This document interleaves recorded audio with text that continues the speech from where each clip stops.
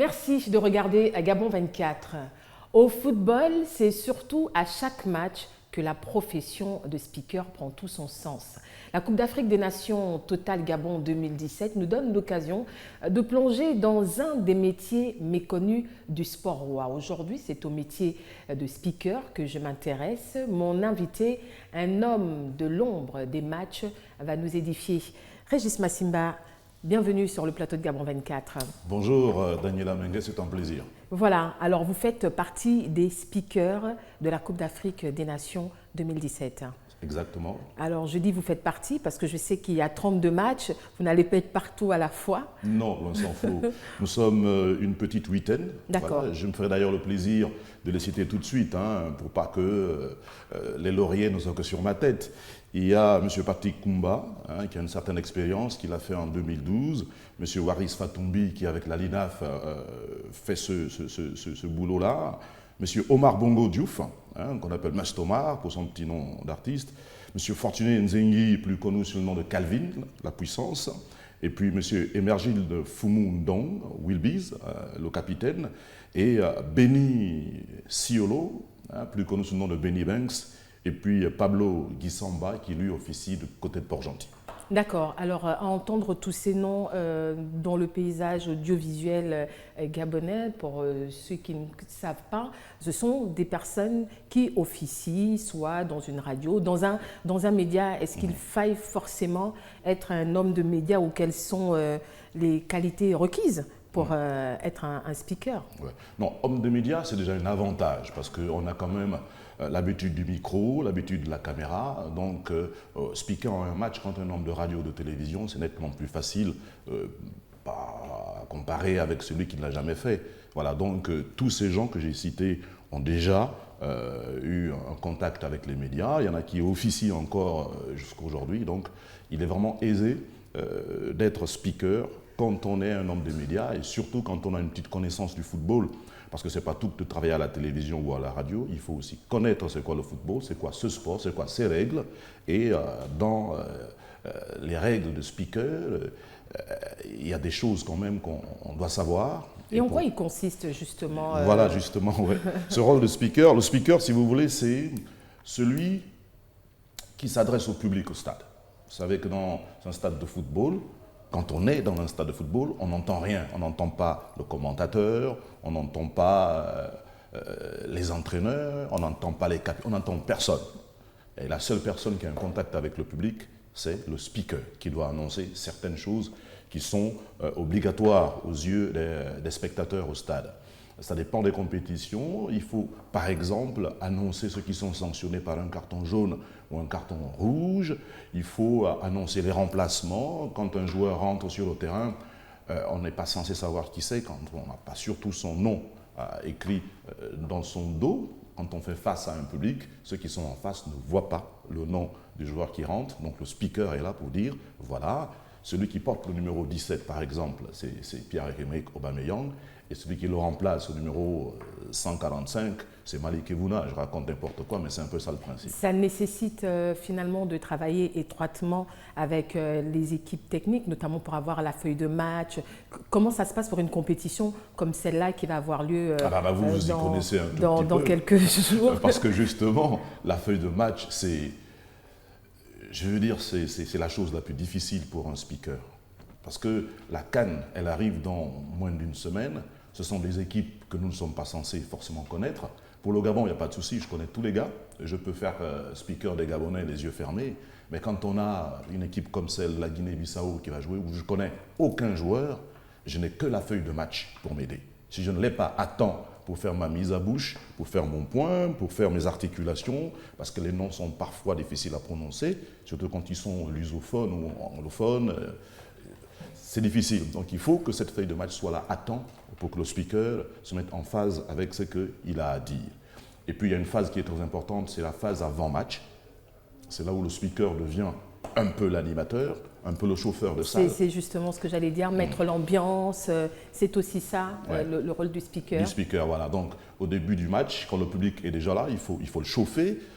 C'est plus présent en club. Quand on est en club, on fait ce qu'on veut à peu près, parce qu'on est là pour speaker pour son club. Mais alors, est-ce que c'est chose aisée? Parce qu'il faut avoir le temps. Vous êtes quand même au milieu d'un stade, près de 20 000, voire plus que ça, de personnes. 40 000 places pour 40 000 le stade de l'Amitié. places pour le stade de l'Amitié. Quel est le ton idéal pour être sûr qu'il y ait un mouvement d'ensemble? Parce que vous contribuez aussi à ce que la fête soit belle. Bien Il sûr, faut que ça bouge au stade. Ouais. Alors, c'est chacun sa petite touche. Hein. On a des onomatopées qu'on envoie pour chauffer le public.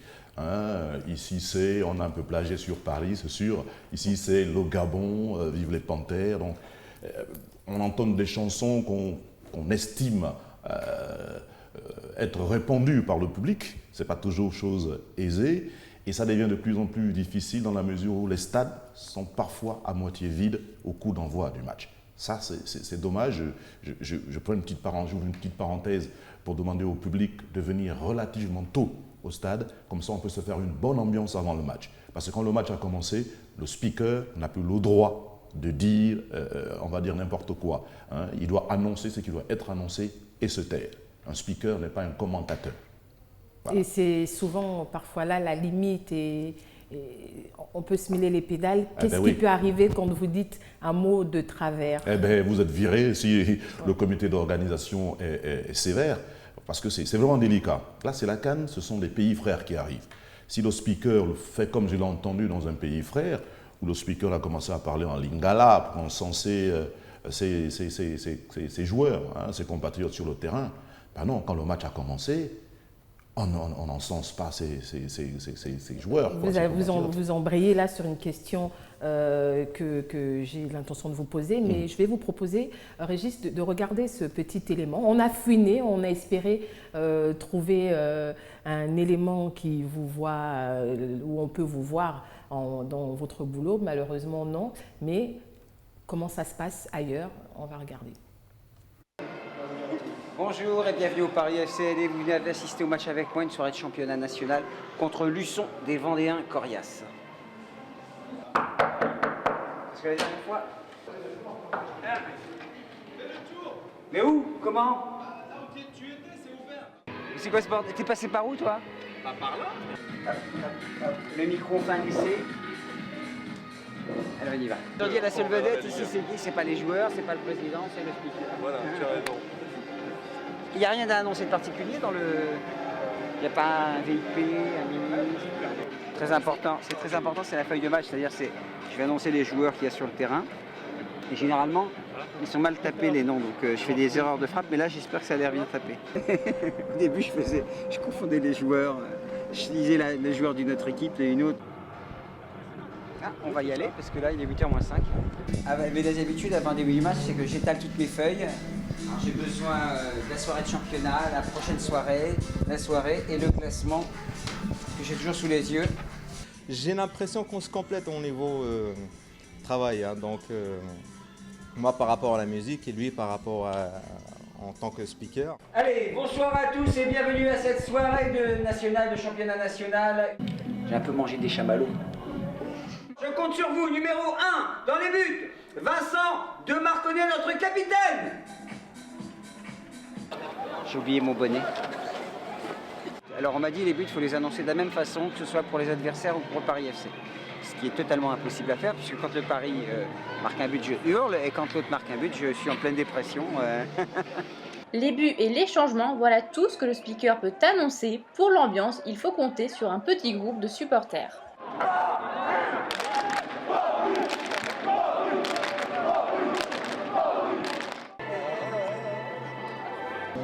Tellement d'actions que c'est presque honteux d'avoir fait match nul. On reste quand même en course pour la montée en Ligue 2, c'est très bien.